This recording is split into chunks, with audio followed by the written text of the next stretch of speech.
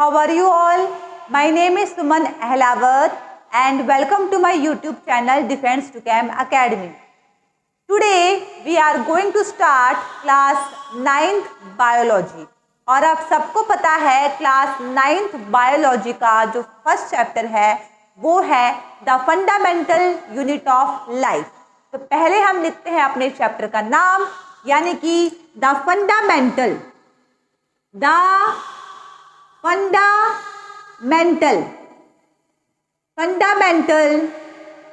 Unit of life. ठीक है बच्चों, तो ये है हमारे 9th क्लास के बायोलॉजी का first chapter the fundamental unit of life. तो इसमें हमने बेसिकली क्या पढ़ना है? हमने पढ़ना है यहाँ पे सेल्स के बारे में। अगर हम इस चैप्टर का इसके इंट्रोडक्शन की बात करते हैं तो हम यहाँ पे क्या पढ़ेंगे? सबसे पहले हम यहाँ पे पढ़ेंगे सेल्स के बारे में। क्या होते हैं cells? What do you mean by cells? What are cells? So there are so many ways और methods of defining the cell. बहुत सारे वेज होते हैं एक सेल को डिफाइन करने के, जैसे कि चैप्टर का नाम है cells are the fundamental unit of life. ये हम इसे कह सकते हैं, या फिर हम इसे कह सकते हैं cells are the basic unit of life, या फिर हम इसे कह सकते हैं cells are the structural unit of life,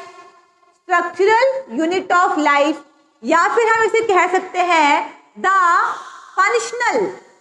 functional unit of life. ठीक है बच्चों, तो सेल को डिफाइन करने के इतने सारे वेज होते हैं। आप इसको बेसिक यूनिट कह सकते हो, आप इसको फंडामेंटल यूनिट कह सकते हो, स्ट्रक्चरल यूनिट कह सकते हो, फंक्शनल यूनिट ऑफ लाइफ भी आप इसे कह सकते हो। ठीक है, यानी कि अगर हम अपनी खुद की बात करते हैं या फिर अगर हम किसी भी ऑर्गेनिज्म की बात करें तो उनकी जो लाइफ है वो स्टार्ट कहाँ से होती है? एक सिंगल सेल से। आप लोगों ने पढ़ा होगा अपने प्रीवियस क्लास में कि जब sperm fuses with the egg को और क्या कहा जाता है? एग को ओवम के नाम से भी हम जानते हैं। जब स्पर्म और एग का फ्यूजन होता है तो वो क्या बनाता है? वो बनाता है जायगोट। और जायगोट का हम सबको पता है कि जायगोट है सिंगल सेल। ठीक है, तो हम सब की जो लाइफ है वो स्टार्ट कहाँ से हुई है? सिंगल सेल से, यानी कि जायगोट से। और फिर ये जायगोट डिवाइड होता रहेगा and then finally it make a complete organism.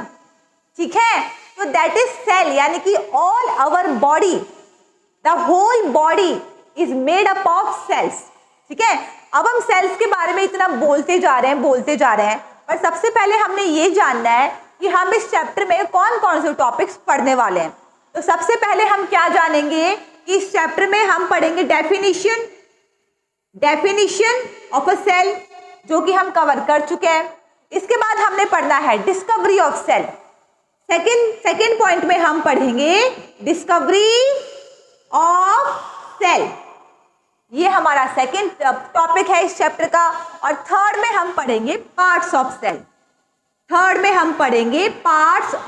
A cell, यही हम पढ़ेंगे। ठीक है, सेल की जो डेफिनेशन है वो तो हमने कर ली कि cell is the fundamental, basic, structural या functional unit of life.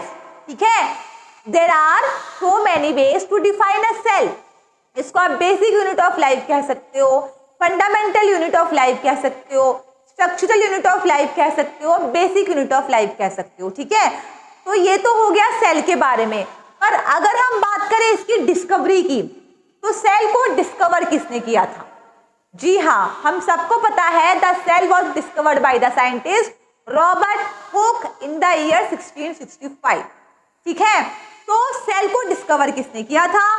Cell को डिस्कवर किया था scientist Robert Hooke in the year 1665। ठीक है, कैसे इसने सेल को डिस्कवर किया वो भी हमें पता है। He took the slice of a cork. ठीक है, पेड़ का जो तना होता है उसका उसने एक छोटा सा पीस लिया और उसने उसको खुद के ही बनाए हुए प्रिमिटिव माइक्रोस्कोप में देखा। उसे क्या दिखाई दिया? He saw honeycomb like structure। तो रॉबर्ट हुक ने क्या किया? Robert hook took a slice of cork उसने लिया, ठीक है, and he observed under his own primitive microscope में उसने उसको देखा। उसे क्या दिखाई दिया? He saw honeycomb like structure। उसे दिखाई दिया honeycomb like structure। तो उसने उसको देखो, जब रॉबर्ट हुक था ना तो उस टाइम पे लैटिन लैंग्वेज हुआ करती थी। तो रॉबर्ट हुक ने लैटिन लैंग्वेज में क्या नाम दे दिया उसको? उसने उसको नाम दिया सेल्यूला या सेल्यूली। और इसके बाद सेल्यूली से हमारा वर्ड निकल के आया सेल। सेल्यूली का लैटिन लैंग्वेज में मतलब क्या होता है? अ स्मॉल रूम, ठीक है। तो इस तरीके से रॉबर्ट हुक ने सेल को डिस्कवर किया। कैसे डिस्कवर किया उसने एक कॉर्क के टुकड़े को लिया और खुद के ही बनाए हुए प्रिमिटिव माइक्रोस्कोप में उसने देख लिया तो ठीक है, और इसको क्या दिखाई दिया? उसको दिखाई दिया हनीकॉम्ब जैसे स्ट्रक्चर्स, जिसका उसने नाम दे दिया सेल्यूली इन लैटिन लैंग्वेज। और इसके बाद सेल्यूली से वर्ड आया हमारा सेल, ठीक है, जिसके बारे में आज हम सब लोग जानते हैं। तो सेल्यूली का मतलब क्या था? अ स्मॉल रूम, ठीक है। तो ये तो बात हो गई हमारे सेल की कि सेल को डिस्कवर कैसे किया था। पर क्या आप लोग जानते हो कि रॉबर्ट हुक ने जो सेल डिस्कवर किया था वो एक डेड सेल था। क्यों? क्योंकि जो कॉर्क होती है, cork is made up of dead tissues.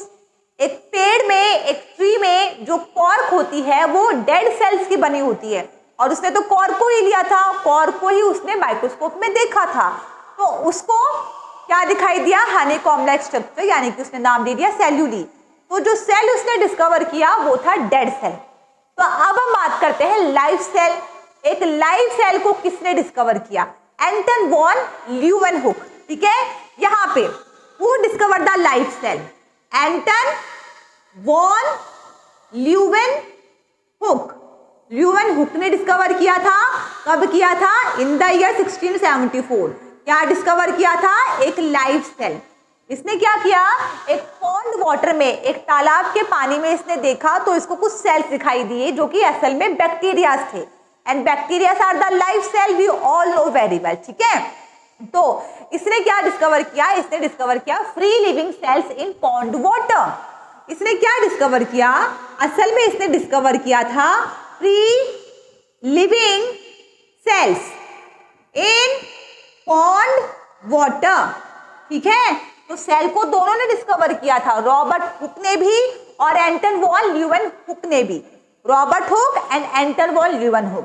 फर्क क्या है कि रॉबर्ट हुक ने डिस्कवर कर दिया डेड सेल को, ठीक है। सबसे पहले अगर बात की जाए, सबसे पहले हु डिस्कवर द सेल, तो रॉबर्ट हुक। कब किया था? 1665 में। एंटन वॉन ल्यूवेनहुक ने तो सेल को डिस्कवर 1674 में किया था। लाइव सेल डिस्कवर जरूर हुआ था पर वो रॉबर्ट हुक के बाद हुआ था, यानी कि 1674 में। उससे पहले सेल्स के बारे में कोई जानता भी नहीं था, ठीक है। जब एक बार देखो रॉबर्ट हुक ने 1665 में सेल को डिस्कवर कर दिया, तो 1674 में एक लाइव सेल डिस्कवर किया गया, एक फ्री लिविंग सेल डिस्कवर किया गया फ्रॉम पॉन्ड वाटर। किसने किया था? एंटन वॉन ल्यूवेनहुक ने। इसके बाद सेल्स के बारे में और डिस्कवरीज हुई। फिर हमें पता चला कि सेल में तो न्यूक्लियस भी होता है। तो हु डिस्कवर न्यूक्लियस? हमारा यहाँ पे नेक्स्ट पॉइंट क्या बनता है? Who discovered nucleus. अगर हम न्यूक्लियस की बात करें तो न्यूक्लियस को भी डिस्कवर किया था रॉबर्ट ने। रॉबर्ट हुक आएगा? नहीं, यहाँ पे आएगा रॉबर्ट ब्राउन। रॉबर्ट ब्राउन ने न्यूक्लियस को डिस्कवर किया था इन द ईयर 1831। न्यूक्लियस के बारे में लोगों को पता चला कि हमारे सेल में तो न्यूक्लियस भी होता है। फिर बारी आई प्रोटोप्लाज्म की। प्रोटोप्लाज्म। प्रोटोप्लाज्म किसने डिस्कवर किया था? किसने डिस्कवर किया था? पुरकिंजी। पुरकिंजी ने प्रोटोप्लाज्म को डिस्कवर किया था। कब किया था? In the year 1839। ठीक है। अब अगर कोई पूछे what is the meaning of protoplasm, तो यहाँ पे आप लिखोगे साइटोप्लाज्म। साइटोप्लाज्म प्लस न्यूक्लियस, इसे हम कहते हैं प्रोटोप्लाज्म। या फिर आप कह सकते हो इसको the living content of the cell. The living content of the cell is called as protoplasm, यानी कि साइटोप्लाज्म और न्यूक्लियस, इसे हम कहते हैं प्रोटोप्लाज्म। डिस्कवर कब हुआ था? 1839 में। तो ये सारी हमारी डिस्कवरीज है सेल को लेके। क्या पढ़ा अभी तक हमने? What is the meaning of cell? It is the fundamental, it is the basic, it is the structural, it is the basic unit of life. 4 ways है आपके पास सेल को डिफाइन करने के। या फिर आप ये भी कर सकते हो, एक ही लाइन में इन सभी को लिख दो। Cell is the fundamental, comma structural, comma basic and functional unit of life. ठीक है, आप इसको एक ही लाइन में लिख सकते हो या फिर आप इसके 4 पॉइंट्स बना सकते हो। अब सेल के बारे में इतना हो रहा है, तो हम कैसे बने? We are also made from a single cell, जिसका नाम है जाइगोट। जाइगोट के बारे में आपको पता है, जब स्पर्म और ओवम का फ्यूजन होगा तो जाइगोट बनता है, और जाइगोट एक सिंगल सेल है जो कि डिवाइड करता रहेगा और एक पूरा का पूरा ऑर्गेनिज्म बना देता है। ठीक है। देन नेक्स्ट क्वेश्चन यहाँ पे क्या आता है? Who discovered cell? किसने डिस्कवर किया? रॉबर्ट हुक ने। कब डिस्कवर किया? 1665 में। कैसे डिस्कवर किया? He took a slice of cork, ठीक है, और उसको उसने ऑब्जर्व किया under his own designed primitive microscope. What is the meaning of primitive?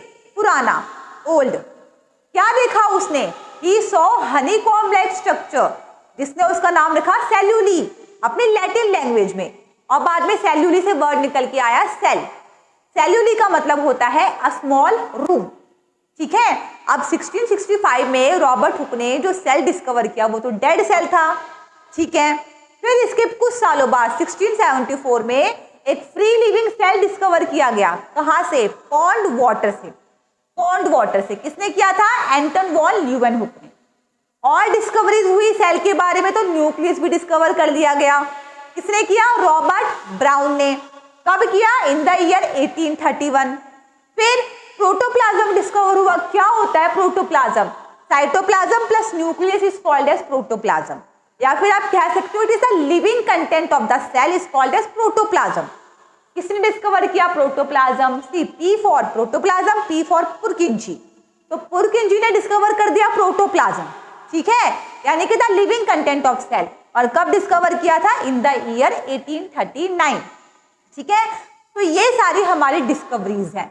अब अगर मैं बात करूं माइक्रोस्कोप की, माइक्रोस्कोप की बात करती हूं, तो माइक्रोस्कोप के बारे में हम सब जानते हैं कि माइक्रोस्कोप एक ऐसी डिवाइस है जो कि उन चीजों को देखने में काम आती है जिसे हम अपने नेकेड आई से नहीं देख सकते। ठीक है, तो वो होते हैं माइक्रोस्कोप। और हम सबको बताएं कि माइक्रोस्कोप ना 2 टाइप्स के होते हैं। एक होगा which microscope? Light microscope, and another one is electron microscope. Microscopes के होते हैं 2 टाइप्स। एक होगा लाइट माइक्रोस्कोप, लाइट माइक्रोस्कोप, और दूसरा क्या होता है? Compound electron, electron microscope, electron microscope. ये 2 टाइप्स के हमारे माइक्रोस्कोप होते हैं। लाइट की अगर बात करें तो लाइट भी 2 टाइप्स के होंगे। एक होगा हमारा सिंपल माइक्रोस्कोप और एक होता है हमारा कंपाउंड माइक्रोस्कोप। ठीक है, माइक्रोस्कोप के बारे में कौन नहीं जानता? जो चीजें, जो सेल हम नेकेड आई से नहीं देख सकते उसको हम माइक्रोस्कोप का यूज करके देख लेते हैं। ठीक है, 2 टाइप्स होते हैं। लाइट माइक्रोस्कोप, अच्छा नाम इसका लाइट है, तो यहाँ पे किस सोर्स को आप यूज करोगे? ऑब्वियसली यहाँ पे लाइट को यूज किया जाता है। ठीक है, किसी भी स्लाइड पे, किसी भी स्लाइड को देखने के लिए हम यहाँ पे लाइट का यूज करते हैं। ठीक है, और लाइट माइक्रोस्कोप की 2 टाइप्स होते हैं। एक होगा सिंपल, एक होता है कंपाउंड। अच्छा नाम से ही पता लग रहा है सिंपल है तो उसमें एक ही लेंस होता है, छोटा सा होता है, हम उसको देखने के लिए we are using the simple microscope. ठीक है, कंपाउंड माइक्रोस्कोप की बात करते हैं, थोड़ा सा और एडवांस होता है as compare to simple microscope. आपके स्कूल में, आपके लैब्स में आपको ये दोनों माइक्रोस्कोप्स देखने को मिल जाते हैं, सिंपल भी और कंपाउंड भी। कंपाउंड में दो लेंस होते हैं, ऑब्जेक्टिव लेंस होते हैं, आईपीस लेंस होते हैं। ऑब्जेक्टिव लेंस की पावर अलग अलग होती है, कोई 10x पावर का होता है तो एक 45x पावर का होता है, ठीक है। अगर आपने माइक्रोस्कोप नहीं देखे हैं तो अपने टीचर को बोलना, वो आपको माइक्रोस्कोप दिखाएंगे। स्कूल में सिंपल माइक्रोस्कोप और कंपाउंड माइक्रोस्कोप इजीली हमें दिख जाते हैं, इजीली अवेलेबल होते हैं। पर अगर हम बात करें इलेक्ट्रॉन माइक्रोस्कोप की, तो इलेक्ट्रॉन माइक्रोस्कोप्स को डिस्कवर किसने किया था, पहले आप लोग ये जान लो, Knoll and Ruska. Knoll and Ruska, Knoll and Ruska ने इलेक्ट्रॉन माइक्रोस्कोप को डिस्कवर किया था।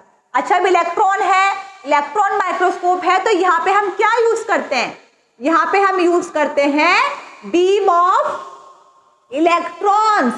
यहाँ पे हम यूज करते हैं बीम ऑफ इलेक्ट्रॉन्स, यानी कि इतने सारे इलेक्ट्रॉन्स को यहाँ पे यूज किया जाता है कि अगर हम कंपेयर करें इसको लाइट माइक्रोस्कोप से, तो लाइट माइक्रोस्कोप में जो सेल का कोई भी पार्ट अगर आप नहीं देख पाते हो, आप डिटेल नहीं जान पाते हो, तो उसकी एक छोटी से छोटी डिटेल भी आपको कहाँ मिल जाएगी, कहाँ देख सकते हो, इलेक्ट्रॉन माइक्रोस्कोप में आप सेल के बारे में एक बारीक से बारीक बातें भी जान सकते हो। इतना डिटेल स्ट्रक्चर आपको इलेक्ट्रॉन माइक्रोस्कोप में देखने को मिलता है। पर these types of microscopes cannot be used in schools. These are used in जो बायोटेक्नोलॉजी के जो लैब्स होते हैं, जहाँ पे जो बड़े बड़े लैब्स होते हैं, वहाँ पे इलेक्ट्रॉन माइक्रोस्कोप को यूज किया जाता है, ठीक है। तो ये सारी हमारी डिस्कवरीज थी, किसने क्या डिस्कवर किया और कौन से ईयर में डिस्कवर किया, ये हमारा टॉपिक था, ठीक है। If you want to take the screenshot students, you can take the screenshot also, ठीक है। और स्क्रीनशॉट लेने के साथ साथ अगर आपको हमारे स्टडी मटेरियल्स रिक्वायर्ड है, if you want to take our study material, then download our mobile app and the link is given in the description box. Clear students? Okay, so I hope you have taken the screenshot now. So these are the various discoveries, ठीक है। Now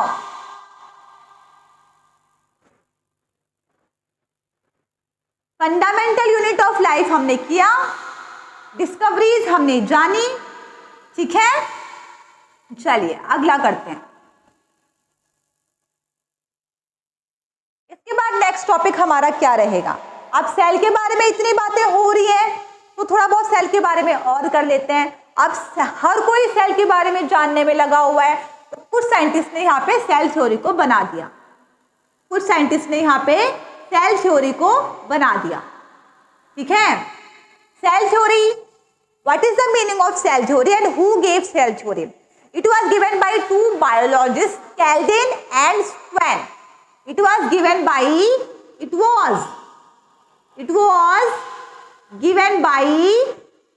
किसने दिया था? दो biologist ने दिया था, to biologist ने हमें सेल थ्योरी बना के दी। क्या नाम है उन बायोलॉजिस्ट का? कैल्डिन। कैल्डिन कब दिया था इसने? 1838 में। और सेकंड नेम क्या है यहाँ पे? स्वेन। स्वेन ने कब दिया था? 1839 में। दोनों ने अलग अलग सेल्स को, दोनों ने अपनी अलग अलग थ्योरीज दी। क्यों? क्योंकि कैल्डिन ने डिस्कवरी की थी प्लांट्स के बारे में, प्लांट सेल के बारे में, और स्वेन ने डिस्कवर किया था एनिमल सेल्स के बारे में, एनिमल सेल्स, ठीक है। क्या कंक्लूजन निकाला इन्होंने? दोनों ने भले ही अलग अलग काम किया और अलग अलग अपनी इन्होंने थ्योरी बनाई, और दोनों की थ्योरी को कंबाइन करके हम क्या कह सकते हैं? इन्होंने क्या स्टेटमेंट दी कि all living organisms are made up of cells। ये है हमारी सेल थ्योरी। सेल थ्योरी में क्या बात बोली इन्होंने? कि all living organisms are made up of cell, ठीक है, and the basic unit of life is cell. और क्या पॉइंट इन्होंने ऐड किया? Basic unit of life is cell, इन्होंने ये पॉइंट भी ऐड कर दिया, ठीक है। यानी कि दोनों ने भले ही अलग अलग चीजों पे काम किया, एक ने काम किया प्लांट पे, एक ने काम किया एनिमल्स पे, पर दोनों की जो सेल थ्योरी है, दोनों की जो कंक्लूजन है वो सेम था, चाहे वो प्लांट हो चाहे वो एनिमल्स हो। क्या मतलब है तो दोनों लिविंग ऑर्गेनिजम्स ना, and all living organisms are made up of cell and cell is the basic unit of life, वो तो हम सबको पता है, ठीक है। अब उठा एक सवाल, एक क्वेश्चन उठा, ठीक है, हमने मान लिया कि हम सारे के सारे सेल्स के बने हुए हैं, पर ये तो बताओ कि सेल्स आते कहाँ से हैं, कहाँ से हमारे अंदर सेल्स आते हैं।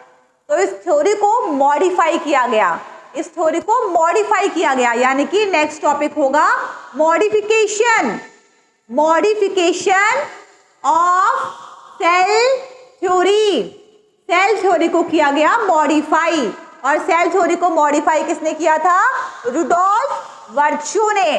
किसने किया था बच्चों? रुडोल्फ वर्च्यू ने, ठीक है। स्टूडेंट्स, जो बच्चे स्क्रीनशॉट ले पा रहे हैं वो ठीक है, पर साथ साथ में आपको अपना एक नोटबुक और पेन भी लेके बैठना है, ताकि जो कुछ भी मैं यहाँ पे लिखवा रही हूँ आप उसको नोट डाउन कर सको, because these are the very very important notes, ठीक है।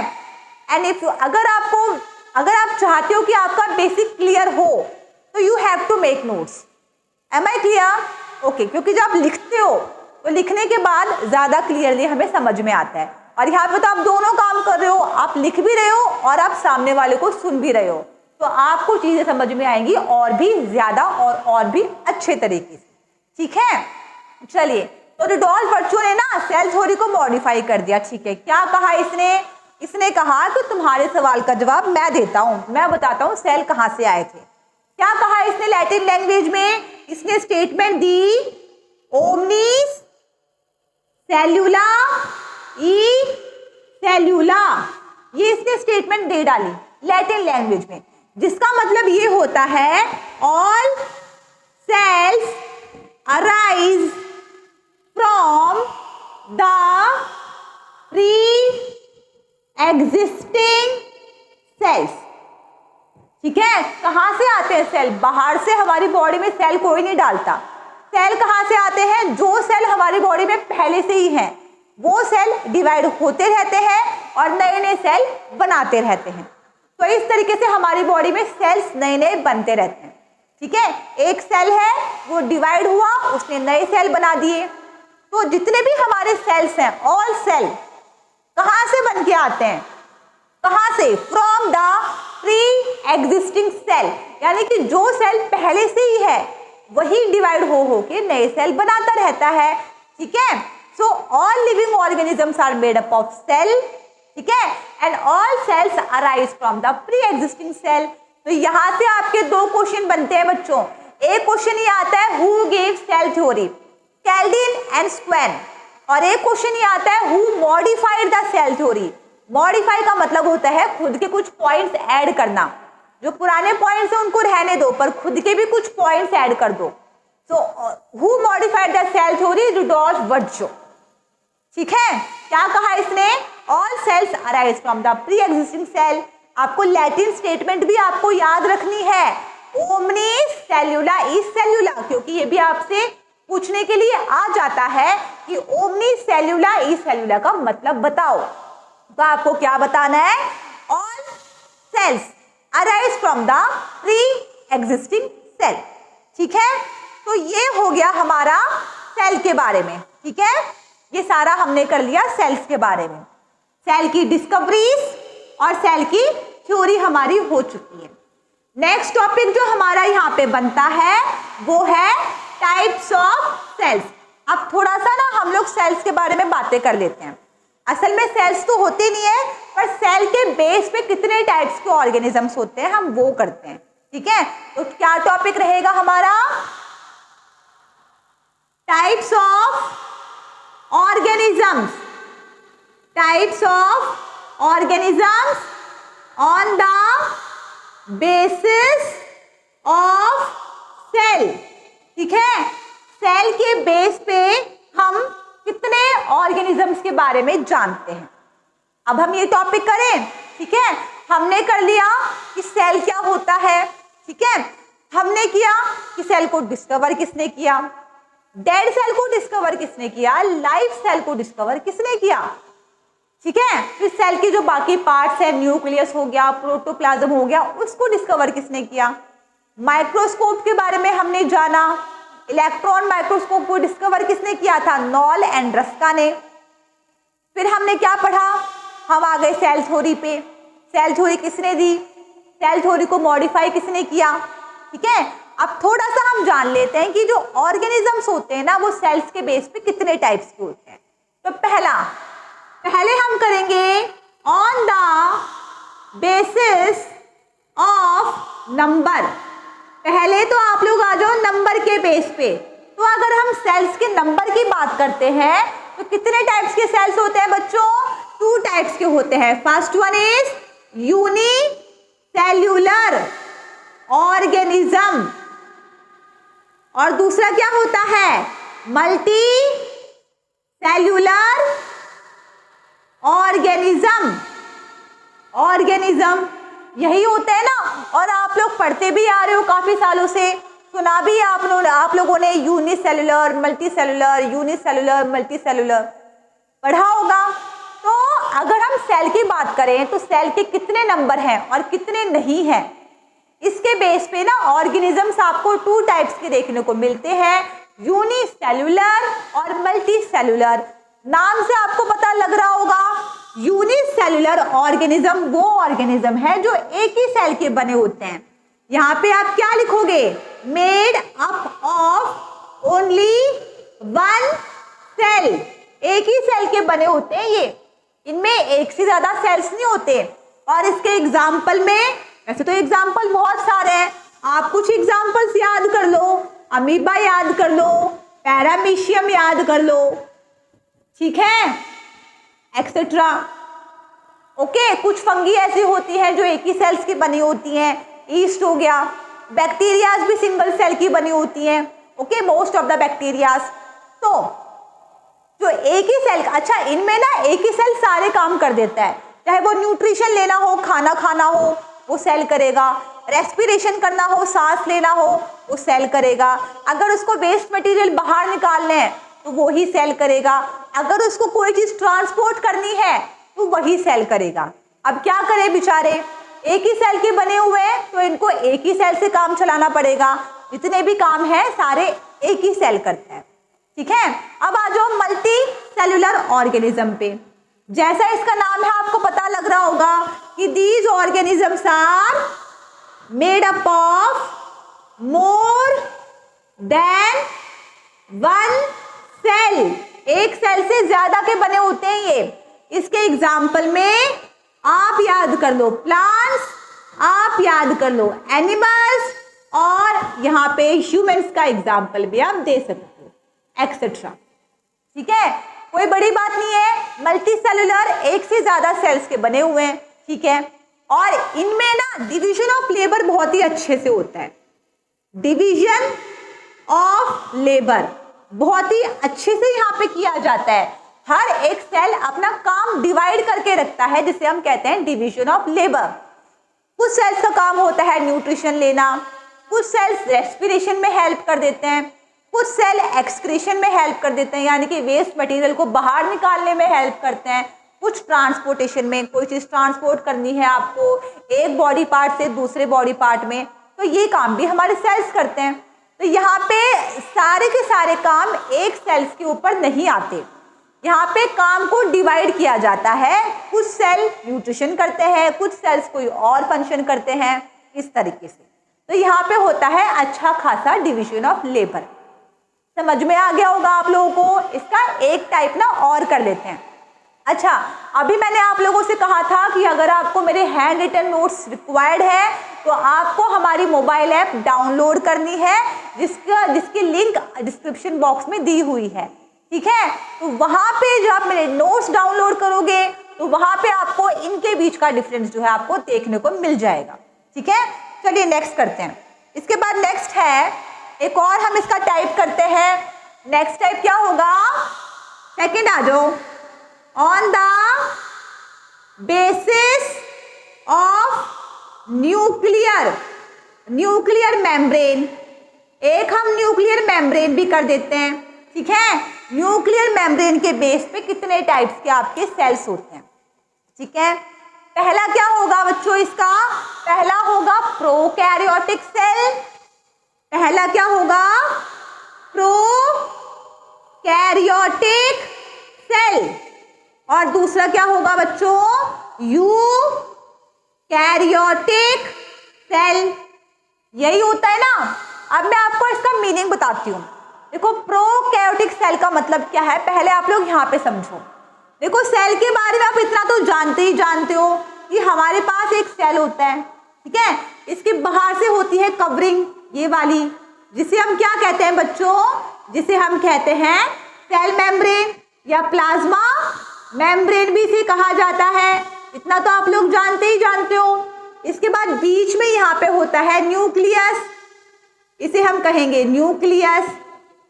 और न्यूक्लियस के साइड में यहाँ पे क्या पड़ा होता है, एक जेली लाइक सब्सटेंस जिसे हम कहते हैं साइटोप्लाज्म, ठीक है।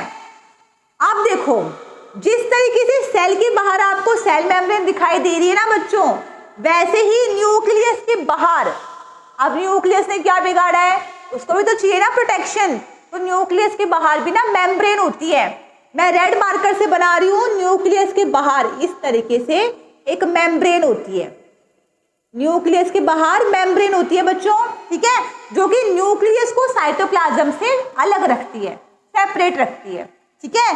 और इस मेम्ब्रेन का नाम क्या है, इसका नाम है न्यूक्लियर मेम्ब्रेन। इसका नाम है न्यूक्लियर मेम्ब्रेन, ठीक है। अब सेल के बाहर तो आप लोगों ने सेल मेम्ब्रेन पढ़ रखी है, हाँ सेल के बाहर सेल मेम्ब्रेन होती है, तो न्यूक्लियस के बाहर भी तो होनी चाहिए ना। अब न्यूक्लियस हमारे इतने सारे काम कंट्रोल करता है सेल के, तो न्यूक्लियर मेम्ब्रेन तो इसके बाहर होनी चाहिए। पर बदकिस्मती से ये न्यूक्लियर मेम्ब्रेन हर किसी के बाहर नहीं होती। न्यूक्लियर मेम्ब्रेन हर किसी के बाहर नहीं होती। तो जिस न्यूक्लियस के पास न्यूक्लियर मेम्ब्रेन ना हो उसे हम क्या कहते हैं, यानी कि न्यूक्लियस विथआउट न्यूक्लियर मेम्ब्रेन।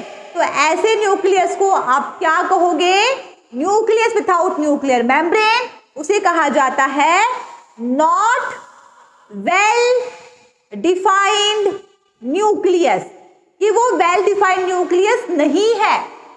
भाई उसके बाहर न्यूक्लियर मेम्ब्रेन तो है नहीं, वो वेल डिफाइंड कैसे हो गया।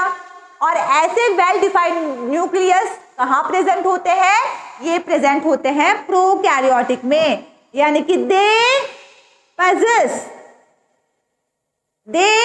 डू नॉट, यहाँ पे क्या लिखोगे, do not, they do not possess A well defined nucleus. भाई इनके पास तो वेल डिफाइंड न्यूक्लियस होने से रहा, ठीक है, यानी कि इनके न्यूक्लियस के बाहर तो न्यूक्लियर मेम्ब्रेन है ही नहीं। इसके एग्जाम्पल मैं आपको बताती हूँ, फिर मैं आपको थोड़ा सा और समझाती हूँ। इसका एग्जाम्पल ना बैक्टीरिया याद कर लो, ठीक है। अब सपोज करो ये आपकी बैक्टीरिया है, ये बैक्टीरिया है, ठीक है।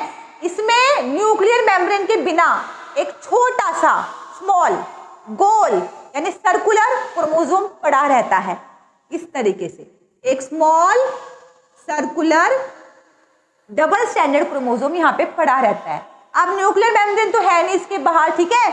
और जिस प्लेस पे ये है, द रीजन, प्लेस, साइट जहां पे ये है, उसे हम क्या कहेंगे, उसे हम कहते हैं न्यूक्लियोइड।